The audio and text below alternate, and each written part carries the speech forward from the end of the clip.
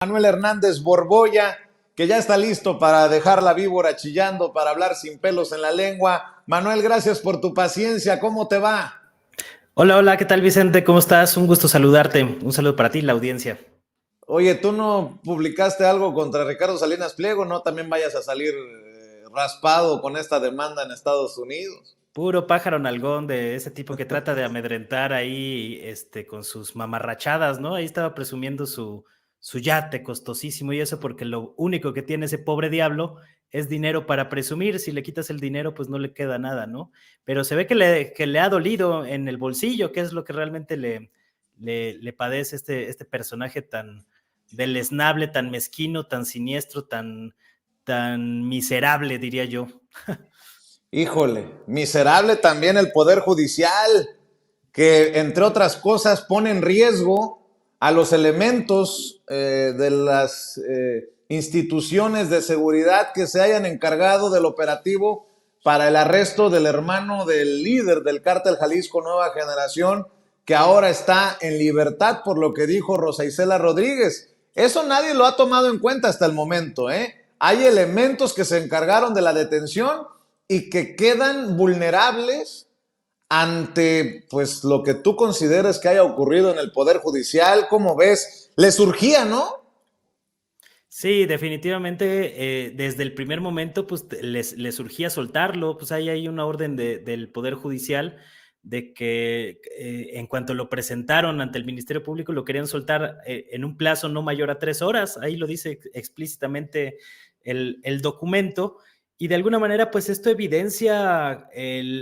yo me parece que es un elemento muy evidente de que hay un boicot del Poder Judicial para soltar a presuntos criminales que han sido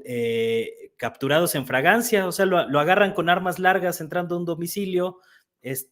lo agarran con algunos narcóticos. Es un personaje buscado por la justicia en Estados Unidos, entre otros lados, y lo sueltan con unos argumentos que son verdaderamente patéticos, ahí alegando temas supuestamente legaloides del debido proceso y estas cosas, que yo en toda mi carrera de periodista, pues me gustaría que así como se les aplica el debido proceso y estos argumentos pseudolegalistas para liberar presuntos delincuentes, pues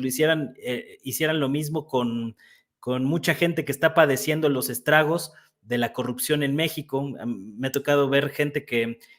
las grandes mineras los despojan de su casa, con engaños, con argucias de todo tipo, y ahí sí no se aplica el debido proceso. A la gente de a pie no se le aplican estas cosas. Y cuando hoy que Bucio, el jefe de la Guardia Nacional, expuso los argumentos del juez, me parece una cosa patética el hecho de que por unos videos ahí, que muestran parcialmente una parte de la realidad y alegando de que pues el señor estaba muy grande y cómo iba a portar un arma larga, o sea, argumentos verdaderamente patéticos, ahí nada más con el testimonio del médico, del detenido, de Abraham Ceguera, alias Don Rodo. Pues con eso lo dejaron ir con una mano en la cintura. En su comunicado, la Fiscalía General de la República dice que solicitaron 4 veces una orden de aprehensión para ingresar al domicilio y que se les habían negado sistemáticamente. Casi al final del comunicado viene esa parte. Y de alguna manera, pues eso evidencia que hay un complot sistemático del Poder Judicial que está tratando de boicotear cualquier avance en este sentido, y me llama mucho la atención que los críticos de la derecha de la estrategia de abrazos no balazos, que se la viven diciendo de manera propagandística de que esta estrategia está protegiendo a los delincuentes y demás, ahora que capturan a un alto perfil del cártel Jalisco Nueva Generación, pues yo no le he oído a estos sinvergüenzas de la prensa corporativa decir que pues es una atrocidad lo que está haciendo el Poder Judicial liberando a un presunto delincuente que lo agarraron infragante y con armas largas. Es que el resultado es infame por argumentos legaloides del juez, porque tú lees los argumentos que están exponiendo y son completamente ridículos. Entonces, para mí es evidente que esto es parte de un proceso más grande, de una campaña sistemática y abierta que tiene el Poder Judicial encabezado por la ministra Norma Piña y sus secuaces, para tratar de boicotear al gobierno en temporada electoral, y se suma esto pues a otras campañas propagandísticas como la que ahora está impulsando Anabel Hernández con su refrito del artículo de la Dolce Vele, ahora en versión libro, a un mes de las campañas o de las elecciones presidenciales, mientras la candidata de la derecha pues no levanta ni con toda la ayuda que le puedan dar de todos lados, ¿no? Ya le intentaron dar ayuda de Estados Unidos, desde la DEA, desde varios sitios, y nomás no levanta, pero ¿cómo estarán las cosas? Y eso es lo que preocupa, de que incluso un perfil o una posición de alto perfil o de alto mando, como lo es la presidencia de la República, está batallando con este tipo de situaciones a este nivel, ¿no? Es decir, incluso una figura tan poderosa como el presidente de la República sigue batallando mucho para tratar de avanzar en estos temas, porque de qué tamaño es la estructura de corrupción que sigue imperando en este país, que se vuelve muy difícil avanzar en temas como la impartición de justicia. Por eso es necesario que, a pesar de las diferencias que uno de repente pueda tener con la 4T y demás, pues sí apoyar todo lo posible para tratar de impulsar desde las bases de la sociedad y de la ciudadanía mexicana pues esta reforma, el plan C, que es urgente. Me parece que es uno de los temas prioritarios para el futuro del país. Manuel, mencionabas el libro de Anabel Hernández, quien en su momento escribió el prólogo del otro libelo, El Rey del Cash, de Elena Chávez, y ahora sale con esto que supera eh, cualquier cosa, ¿no? La historia secreta AMLO y el cártel de Sinaloa, y dice el presidente, pues que presente pruebas. Y obviamente Anabel presenta los dichos, dice ella, de sus fuentes, algunas anónimas, y yo quiero preguntarte tu opinión, porque en su momento hemos hablado aquí de la investigación de Tim Golden de ProPublica, de lo que publica el New York Times y sus investigaciones, y ahora esto. ¿Cómo ves, Manuel? Yo sinceramente no entiendo a Anabel Hernández, ¿no? O sea, el prestigio que logró construir con muy buenas investigaciones, como su libro de Los Señores del Narco, como su investigación sobre el caso Ayotzinapa, que se acabó comprobando que mucho de lo que venía en esos libros era verdad. Dinamitar todo eso para prestarte ahí al golpeteo político tan ruin de algunos grupos y de algunas agencias estadounidenses, me parece que juega en contra de sus propios intereses, incluso por más que se pueda vender este nuevo libro, donde una acusación tan grave como decir que el presidente de la República recibió dinero del narcotráfico, pues lo basa en una acusación de quién sabe quién, porque es anónima la fuente que menciona en este libro y en este adelanto que se publicó en el periódico Reforma, y pues es una atrocidad, ¿no? Porque pues qué garantías tenemos de que lo que diga quién sabe quién es verdad. O sea, lanzar una acusación de ese tipo con argumentos tan pobres, tan endebles, pues juega en contra de los intereses de la misma Anabel. Por supuesto que va a vender libros, y por eso pues sacó la payasada esta también de salir ahí en un video en el Coliseo de Roma, inspirándose para acabar con los regímenes tiranos, una cosa así dicen en su video, en pura payasada, egolatría, que pues la verdad es muy decepcionante de quien algunos considerábamos que era una periodista seria, y que se preste a este tipo de situaciones por ego, por llenarse el bolsillo vendiendo libros basura y libros paja, ¿no? Ya lo vimos con este libro que mencionabas de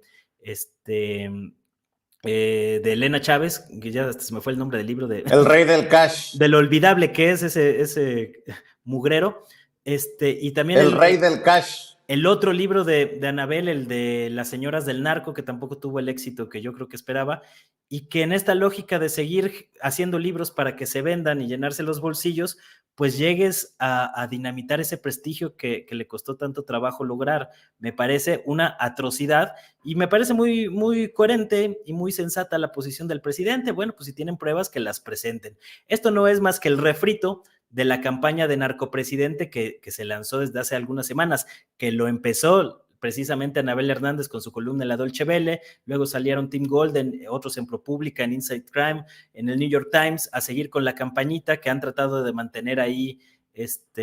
pues encendida para echarle una manita a la candidata al fenómeno Xóchitl Gálvez,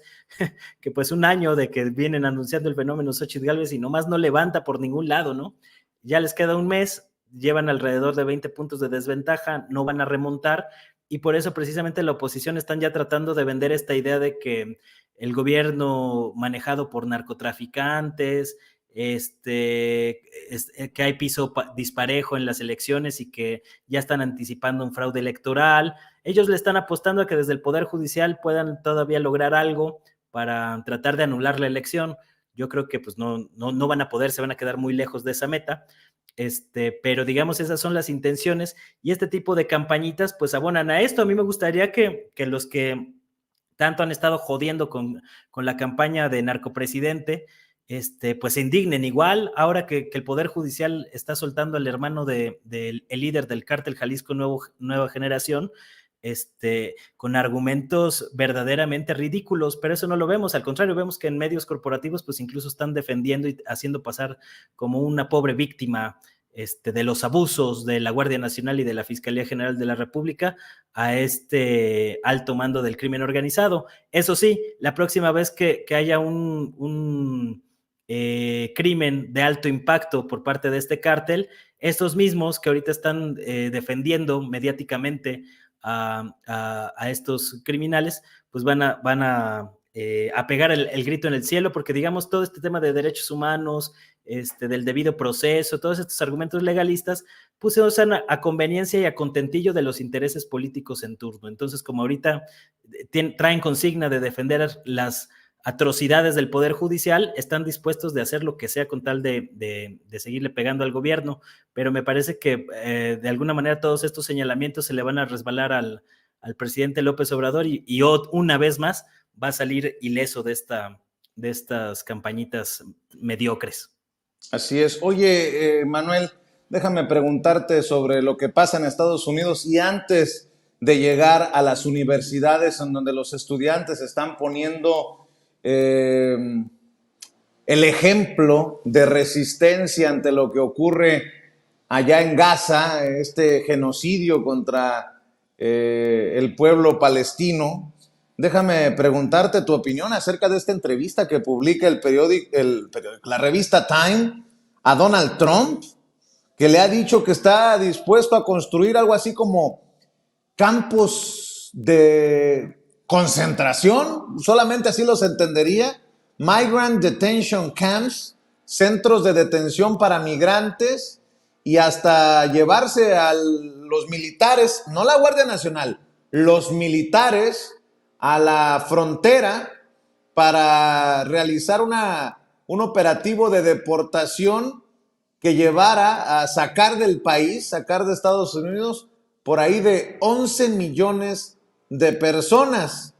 Nada más le faltó el bigotito al estilo Hitler a Donald Trump en esta fotografía de la Time, que va de la mano con esta resistencia ante la injusticia que encabezan estudiantes en diferentes universidades de Estados Unidos, Manuel. Sí, Estados Unidos está enfrentando lo que Gramsci llamaría una crisis orgánica, es decir, una crisis sistémica a varios niveles. Han entrado en un proceso de descomposición acelerado que se manifiesta de diversas maneras, incluyendo en su deteriorada clase política, y por eso estamos viendo estas contradicciones. O sea, un país y un gobierno como el de Estados Unidos, que se llena la boca siempre de defender los derechos humanos y estas cosas, como acaba de publicar con el dedo regañón el Departamento de Estado, ahí señalando presuntas violaciones de derechos humanos en países como México, entre otros, pues están ahí reprimiendo con garrote a universitarios de más de 70 universidades de distintas partes de Estados Unidos, con un brote que empezó en la Universidad de Columbia, para protestar precisamente pues, por la manera en que Estados Unidos está financiando y promoviendo, defendiendo al régimen genocida de Israel, con Benjamín Netanyahu al frente, para seguir masacrando palestinos. Es decir, hay un sector de la sociedad estadounidense, un sector crítico de jóvenes rebeldes que están tomando las universidades, protestando por la manera en que se están utilizando los impuestos de los ciudadanos estadounidenses para cometer un genocidio de la magnitud que históricamente es completamente equiparable, y yo me atrevería a decir incluso peor que el que cometió Hitler y los nazis en contra de los judíos, de los gitanos y de algunos otros pueblos en el contexto de la Segunda Guerra Mundial. ¿Y por qué digo que es peor? Porque, digamos, las atrocidades de Auschwitz y de otros campos de concentración y de exterminio se descubrieron cuando el Ejército Rojo, el Ejército Soviético, toma Berlín, que de hecho hoy se cumplen, hoy es el aniversario precisamente de esa fecha tan emblemática de la toma de Berlín por parte del ejército de la Unión Soviética, y ahí es cuando se descubren estos campos de exterminio en lugares como Auschwitz. Aquí los campos de exterminio los estamos viendo en tiempo real, es decir, no es que haya cesado el conflicto, sino que lo estamos viendo en vivo y en directo, y este tipo de cosas pues hace que sea quizá el genocidio más documentado de la historia. Todos los días hay imágenes terribles que estamos viendo, y digamos, por más que lo han querido tapar en la prensa corporativa, en la prensa globalista, que es en buena parte financiada por simpatizantes del sionismo, grandes empresarios, grandes capitales, incluyendo la banca Rothschild, entre otros, que incluso pues algunos de los descendientes o integrantes de la familia Rothschild se jactaban de que ellos habían inventado Israel, presionando al gobierno del Reino Unido en el periodo entre la Primera y Segunda Guerra Mundial. Pero bueno, digamos, ese es el contexto histórico, y digamos que está habiendo un cisma a varios niveles. Esto que comentas de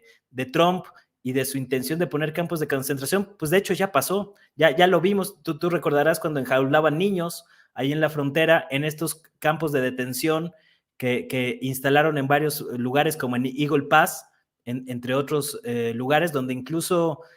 hubo casos de abuso sexual en contra de estos niños, y que incluso a muchos los infectaron con VIH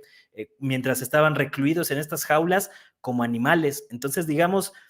este proceso acelerado de descomposición que está existiendo en Estados Unidos se manifiesta, pues, por un lado, en un liderazgo de un personaje como Joe Biden con demencia senil, que no saben dónde está,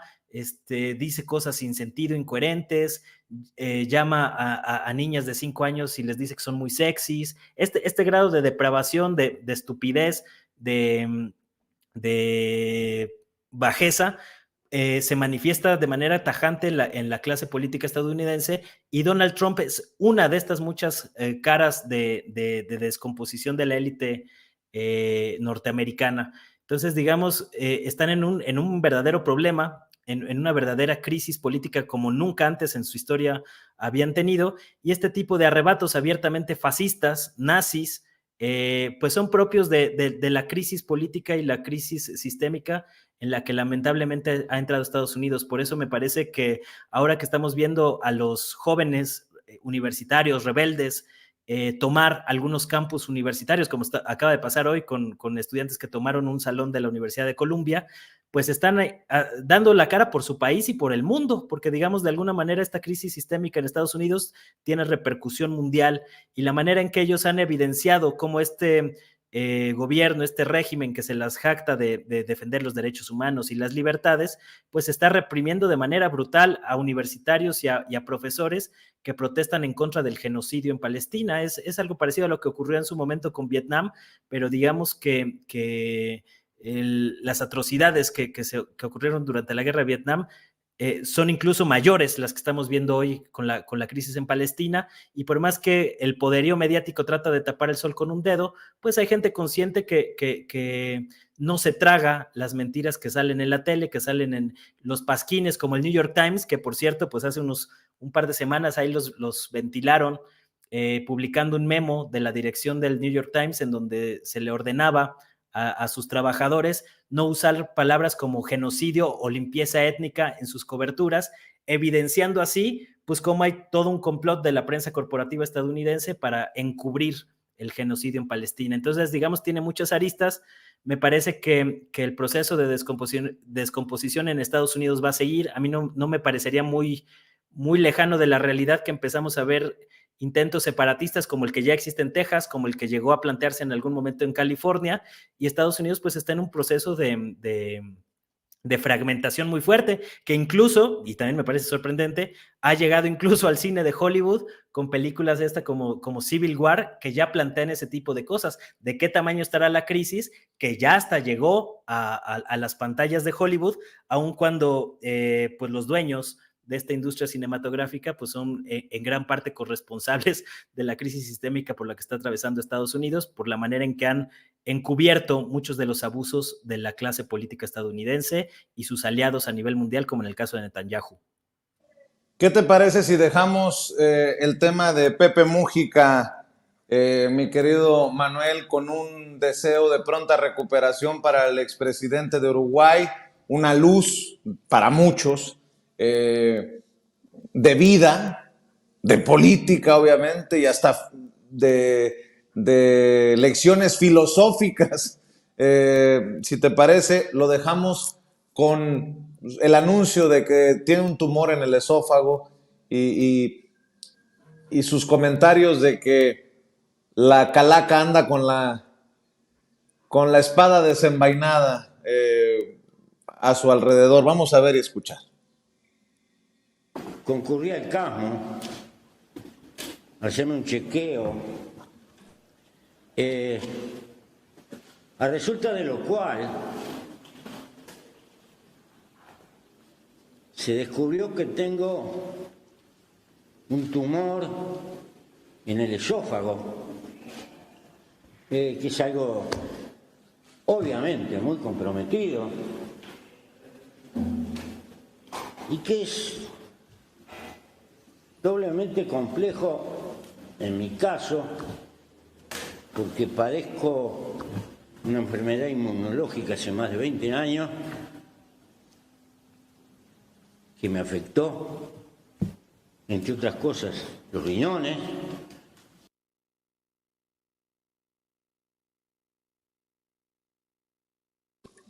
Pues mi querido Manuel, el anuncio lo hace el propio Pepe Mújica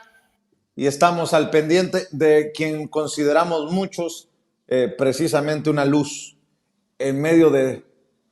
tanta oscuridad política precisamente en el mundo. Mi querido Manuel, ¿con qué cierras? Y obviamente te pido también que nos compartas tus redes sociales. Sí, pues nuestro viejito adorado Pepe Mujica, yo tuve la oportunidad de saludarlo cuando vino a presentar su libro aquí en México, su biografía,